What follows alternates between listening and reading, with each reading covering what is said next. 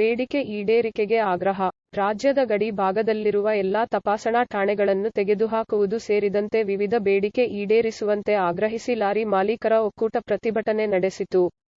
ನೀವು ಮಿನಿಸ್ಟರ್ ಆಗಿರ್ಬೋದು, ನೀವು ಗೌರ್ಮೆಂಟ್ ವೆಹಿಕಲ್ ಯಾರು ಓಡಿಸ್ತಾ ಇದ್ದಾರೆ, ಆದ್ರೆ ಪ್ರೈವೇಟ್ ವೆಹಿಕಲ್ ಯಾರು ಓಡಿಸ್ತಾ ಇದ್ದಾರೆ, ಯಾರ ಹತ್ರ ಲೈಸೆನ್ಸ್ ಇದೆ ಅವ್ರಿಗೆಲ್ಲ ಇದು ಅನ್ವಯಿಸುತ್ತೆ. ನಾವು ಈ ವೇದಿಕೆಯಿಂದ ನಾವು ಹೇಳ್ತೀನಿ, ನೀವು ಕರ್ನಾಟಕ ಸರ್ಕಾರದಲ್ಲಿ ಚಾಲನೆ ಮಾಡ್ತಾ ಇದ್ದೀರಾ, ಆದ್ರೆ ನೀವು ಸಚಿವರ ಹತ್ರ ನೀವು ಚಾಲನೆ ಮಾಡ್ತಾ ಇದ್ದೀರಾ, ನಿಮ್ಗೂ ಅನ್ವಯಿಸುತ್ತೆ. ನೀವೆಲ್ಲ ಒಗ್ಗಟ್ಟಾಗಿ ಹೋರಾಡಿ ಚಾಲಕರಿಗೆ ಬೆಂಬಲ ಮಾಡಿ. ಇದು 10 ವರ್ಷ ಸಜಾ ಮಾಡ್ತಾ ಇದ್ದಾರೆ, 7 ಲಕ್ಷ ದಂಡ ಹಾಕ್ತಾ ಇದ್ದಾರೆ. ನೀವು ಎಲ್ಲಿಂದ ತರ್ತೀರಾ ದುಡ್ಡು? ಯಾರ ಹತ್ರ ತರ್ತೀರಾ? ನಮ್ಮ ಯಾವ ಸರ್ಕಾರದಲ್ಲಿ ಇದ್ದ ದುಡ್ಡು ಇವತ್ತು ದುಡ್ಡಿಲ್ಲ ಅಂತಾರೆ. ಒಬ್ಬ ಮಿನಿಸ್ಟರ್ ಬರ್ತಾನೆ, 5 ವರ್ಷಕ್ಕೆ 50 ಕೋಟಿ ಮಾಡಿರ್ತಾನೆ. ಎಲ್ಲಿಂದ ಬರುತ್ತೆ ದುಡ್ಡು? ಯಾಕೆ ನಮ್ಗೆ ಕಷ್ಟ ಕೊಡ್ತೀರಾ ನೀವು? ಲಾರಿಯವ್ರಿಗೆ ಯಾಕೆ ಕಷ್ಟ ಕೊಡ್ತೀರಾ? ಲಾರಿಯವ್ರು ಯಾರು ಆಕಸ್ಮಿಕವಾಗಿ ಆಗುವಂತ ಆಕ್ಸಿಡೆಂಟು ಯಾರು ತಾವು ಮಾಡೋದಿಲ್ಲ, ಯಾರು ಇಷ್ಟ ಇಲ್ಲ ಅದು ಮಾಡೋಕ್ಕೋಸ್ಕರ. ಯಾರಿಗೂ ಇಷ್ಟ ಇಲ್ಲ ಆಕಸ್ಮಿಕವಾಗಿ ಆಗೋದು. ಅಪಘಾತ ಆದಾಗ ನಮ್ಮ ಡ್ರೈವರ್ಗಳು ಹೊಡಿತಾರೆ ಅಂತ ಸ್ಟೇಷನ್ಗೆ ಮಾದನ ಮಾಡ್ತೀವಿ. 8 ದಿನ ಆದ್ಮೇಲೆ ಅವ್ರ ಹತ್ರ ಹೋಗಿ ಏನಾಗಿದೆ ಅಂತ ತಿಳ್ಕೊಂಡು ಅದನ್ನ ಒಂದು ಸರ್ ಮಾಡ್ಕೊಂಡು ಬರ್ತೀವಿ.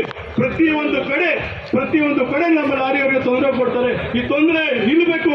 ಚಾಲಕರಿಗೆ ಒಂದು ಮಾಡುವಂತ ಈ ಕಷ್ಟವನ್ನು ನಿರ್ವಹಣೆ ಮಾಡಬೇಕು. ಪೊಲೀಸ್ ಆಗಲಿ, RTO ಆಗಲಿ, ಪ್ರತಿ ಕಡೆ ನಮ್ಗೆ ಕಷ್ಟ ಕೊಡ್ತಾರೆ.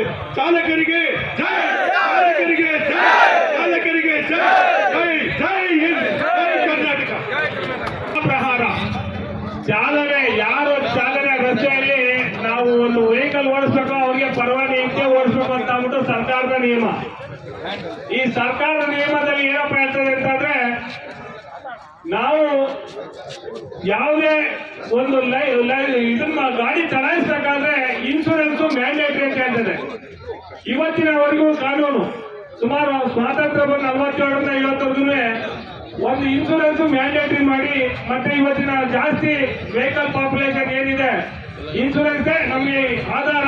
ಏನೇ ಅಪಘಾತ ಆದ್ರೂ ಅಪಘಾತ ಆದವರಿಗೆ ಇಲ್ಲ ಮಾಡಿದವ್ರಿಗೂ ಒಂದು ಸೆಕ್ಯೂರಿಟಿ ಆಗಿ ಇನ್ಶೂರೆನ್ಸ್ ನಾವು ಕಟ್ತೀವಿ.